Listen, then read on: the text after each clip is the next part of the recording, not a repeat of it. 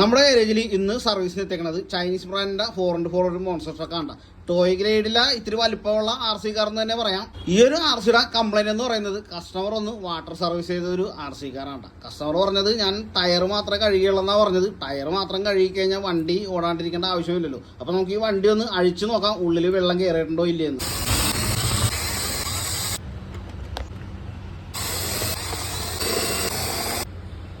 Mother ബോർഡിന്റെ സൈഡിൽ വെള്ളം കയറിയിട്ടുണ്ടാ. ഇതുണ്ട്, ഈ വെള്ളമാണ് ഈ ഇരിക്കുന്നത്.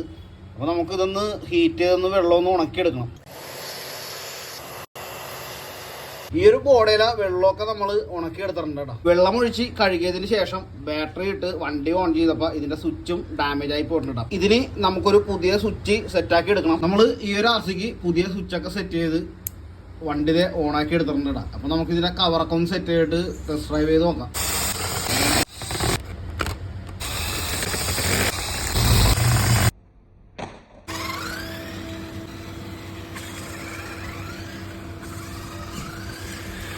വണ്ടിയുടെ ടെസ്റ്റ് ഡ്രൈവും കാര്യങ്ങളൊക്കെ കഴിഞ്ഞ് സംഭവം നല്ല അടിപൊളിയായിട്ടുണ്ട്.